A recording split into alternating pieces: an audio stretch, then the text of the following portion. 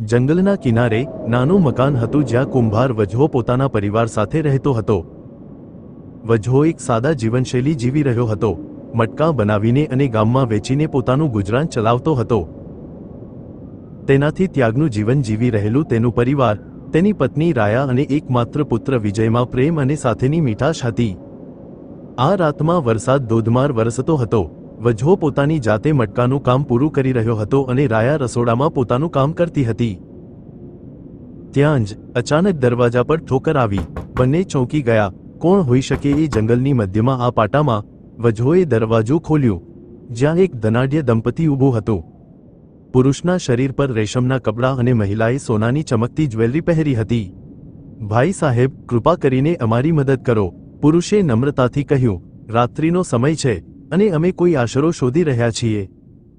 વજ્હોએ તેમને માપ્યું। આગ્રા મહેમાન માટે અહીં કંઈ ખાસ નથી, પણ અહીં આશરો તો છે, આવો। ધનાઢ્ય દંપતી ઘરમાં પ્રવેશ્યું। સ્ત્રીએ ઘર જુઓ અને મૌન મેસેજ આપ્યો। આ ઘરમાં ગરીબી ચિંતામણી જેવી લાગતી હતી, છતાં ત્યાં એક પ્રકારનું તાપમાન હતું। આ ગરીબીની મધ્યમાં શાંતિ હતી। વિજય સ્ત્રીની નજરમાં પડ્યો। તેના નિર્દોષ ચહેરા અને તેની મીઠી સ્મિતે સ્ત્રીના હૃદયને મમતા થીમથી છૂઈ લીધું। આ તમારું દીકરું છે? તેણે પૂછ્યું। હા, વિજય, રાયાએ મીઠી સ્મિત સાથે કહ્યું। અમારા જીવનનું એકમાત્ર ત્રાણ, અમારા માટે ભગવાનનું આ એકમાત્ર આશ્વાસન છે। તે વાત સાંભળી ધનાઢ્ય દંપતી એકબીજાને અચંબાથી જોવાનું લાગ્યું। તે ધનવાન હતા, પરંતુ સંતાન સુખથી વંચિત। દંપતીનો પતિ, શ્રીમંત વેપારીના સ્વામી, પોતાના મનમાં વિચારોમાં ડૂબી ગયો। આ મકાન ભલે નાનું છે, પણ અહીં સંતાનની મમતા છે, જે અમને કદી મળ્યું જ નથી। આ છોકરો, તેણે ધીમે ધીમે કહ્યું, મમતા અને શ્રમથી ભરેલો છે। જો તેને યોગ્ય માર્ગદર્શન મળે તો તે આપણા જેવા બિઝનેસમાં મોટું નામ કમાઈ શકે છે। આટલું કહેતા ધનાઢ્ય દંપતીએ એક વિચિત્ર પ્રસ્તાવ મૂક્યો। તમારા દીકરાને અમને સોંપો, અમે તેને શહેર લઈ જઈશું, તેને સારી શિક્ષા આપીને અને જીવનના તમામ સુખ આપી તેની સફળતા માટે પ્રેરિત કરીશું। તે 12 વર્ષ પછી અહીં પરત ફરશે, એક સફળ અને ધનવાન વ્યક્તિ બનીને। તમે ગરીબીમાંથી છુટકારો પામશો અને તમારું દીકરું તમારા માટે ગૌરવ લાવશે। વજ્હો અને રાયા ચકિત થઈ ગયા। આ પ્રસ્તાવમાં આશા હતી, પણ તેના પાછળ ગાઢ અંધકાર છુપાયેલો હતો। જંગલના વજ્હો અને રાયા આ પ્રસ્તાવ સાંભળીને ચકિત થઈ ગયા। રાયાએ ચિંતા વ્યક્ત કરી। વિજય અમારું જીવન છે, તેને આપને સોંપી દઈએ એ વિચારે પણ આપણા હૃદયમાં દુઃખ થાય છે। પરંતુ વજ્હો આ ભવિષ્યની તક ચૂકવવાની સ્થિતિમાં નહોતો। રાયા, તેણે દ્રઢતાથી કહ્યું, આ જીવન આપણે વિજય માટે બાંધ્યું છે। તે અમને ગરીબ મકાનમાંથી બહાર કાઢી શકે છે। ધનવાન થવું એ તો આપણા માટે નસીબની ટોળી છે, પણ તે અમારું એકમાત્ર સંતાન છે। તે આપની સાથે રહ્યું તો શું તે અમને ભૂલી જશે? અને શહેરમાં તેને શું ખરેખર સુખ મળશે? ધનાઢ્ય સ્ત્રીએ મીઠા અવાજમાં કહ્યું, હું માતા છું અને તમને વચન આપું છું કે તેને આપણે શ્રેષ્ઠ સંભાળ આપશું। તે તમારું દીકરું છે અને રહેશે। આ માત્ર તમને ગરીબીમાંથી ઉગારવાનો પ્રયાસ છે। વજ્હો મનમાં પીરસાઈ ગયો હતો। તેમનું જીવન કદી બદલાશે એવું તેમને લાગતું નહોતું, અને હવે આ પ્રસ્તાવ તેમના માટે આશાનું એક આકાશકુંભ હતું। રાયા, વજ્હોએ ધીમે કહીને તેની પત્ની તરફ જોયું, આ સોનેરી તક છે, વિજય માટે આપણે આ કરી શકીએ। રાયા, એના મનમાં વ્યાકુળ હતી।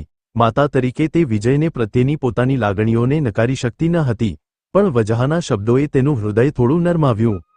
વિજય, જે આખી વાત સાંભળી રહ્યો હતો, ઉત્સાહભેર બોલી ઉઠ્યો, માતા, પિતા, હું જાઉં, હું મોટો માણસ બનીને તમારી પાસે પરત ફરીશ। આ તમારા દીકરાનો વચન છે।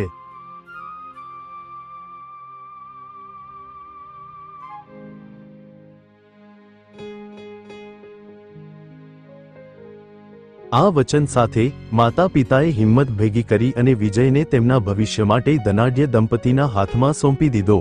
વિજયની સાથે અંતિમ ભેટ તરીકે રાયાએ તેનું મગજમાળાનું માટીનું રમકડું તેના હાથમાં રાખી દીધું। આ તારા માટે છે, આજ તારા મૂળ છે, વિજય, તે રડીને બોલી। વિજય ધનાઢ્ય દંપતી સાથે સહુને વિદાય આપીને જંગલમાંથી નીકળી ગયો।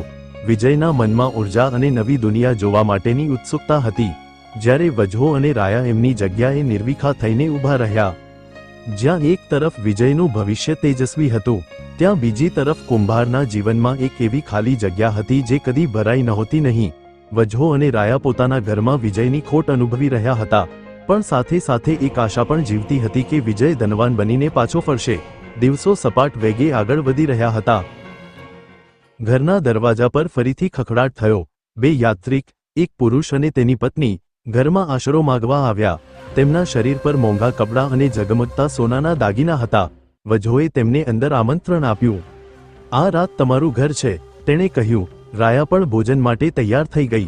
યાત્રિકોએ વિનમ્રતા સાથે આભાર માન્યો અને આરામ કરવા બેઠા. પણ તે રાતે વજ્હો અને રાયા વચ્ચે એક વિચિત્ર ચર્ચા થઈ. રાયા, આ માણસો પાસે કેટલું બધું સોનું છે. વજ્હોએ કહ્યું, તુજે લાગે છે કે આ લોકોના ધનની અમને જરૂર નથી? જો આ બધું આપણું થાય તો? વજ્હા, રાયાએ દ્રઢ અવાજે કહ્યું, તને આ વિચાર કેવી રીતે આવ્યો? આ લોકોના ધનની કિંમત કેટલીય લોકોની જિંદગીથી વધારે છે. વિજય હવે અમારું સહારું નથી, વજ્હાએ દલીલ કરી. અમે આ જીવન વિજય માટે છોડ્યું છે. જો અમારા પાસે પોતાનું ધન હોય તો તે પરત આવે ત્યારે તે ગર્વથી ઉછળે. રાયા પહેલા તો મૌન રહી, પણ પછી લાલચના મજબૂત હાથોએ તેને વશ કરેલું. આ રાતે જ્યારે યાત્રિક ઊંઘમાં હતા, વજ્હોએ પોતાની કુહાડી ઊંચી કરી અને નિર્દયતાથી તેમનો જીવ લઈ લીધો.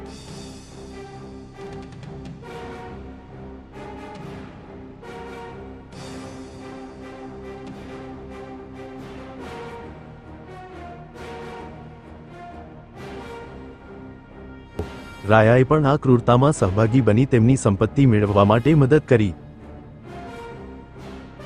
તેઓ લાશોને ઘસી જંગલના ખાડામાં દફનાવી દીધી. તે રાત પછી વજ્હો અને રાયા માટે રાતોના યાત્રિકો તેમની લાલચનું શિકાર બનવા લાગ્યા. જેમ જેમ વધુ યાત્રિકો આવ્યા, તેમ તેમ વધુ મરણો થયા. કુંભારનું ઘર હવે યાત્રિકોના અંતિમ શરણમાં ફેરવાઈ ગયું.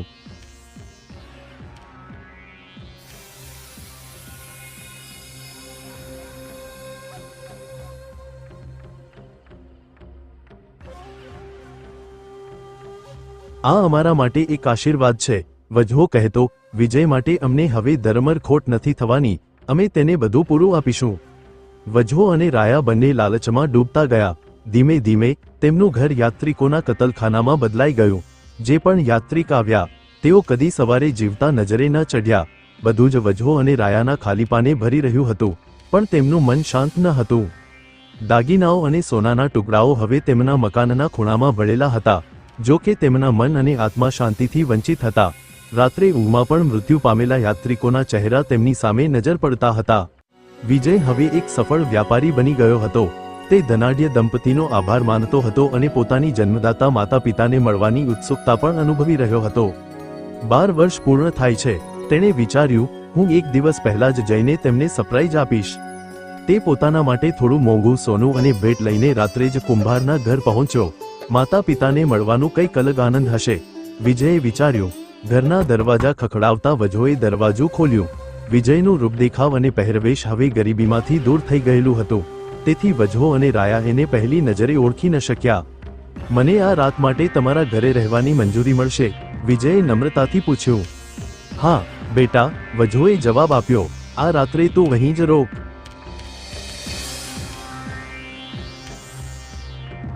વિજય ઘરમાં આવી ગયો. તે પોતાની માતા પિતાને જોઈને ખુશ હતો અને વિજય સૂઈ ગયો. તે જ રાત્રે રાયાએ વિજયના થેલીમાં ઝલકતું સોનું જોયું. કેટલું ખૂબસૂરત છે આ સોનું, તેણે મંત્રમુગ્ધ થઈને કહ્યું.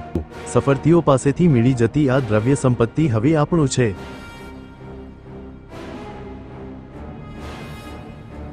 એ રાત્રે વિજય પોતાના માતા પિતાના હાથેથી પોતાના જ અંત સુધી પહોંચ્યો.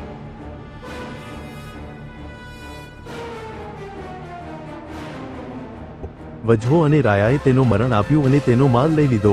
લાશને જંગલમાં ગાઢ ખાડામાં દફનાવી દીધી.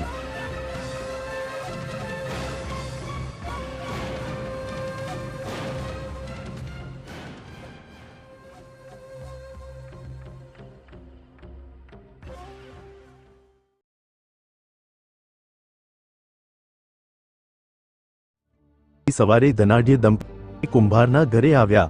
વજ્હો અને રાયાએ આનંદ સાથે તેમનું સ્વાગત કર્યું. વિજય ક્યાં છે?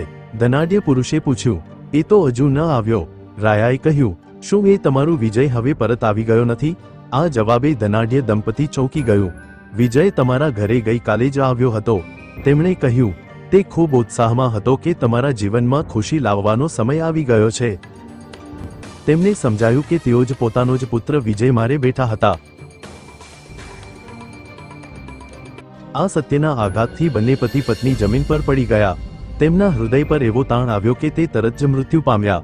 અંત કથા એક શીખ સાથે સમાપ્ત થાય છે કે લાલચના સૂર્ય તળે પીડાનો અંધકાર ફેલાય છે. પરિવારમાં પ્રેમ અને સત્યની કિંમત લાલચથી વધુ છે.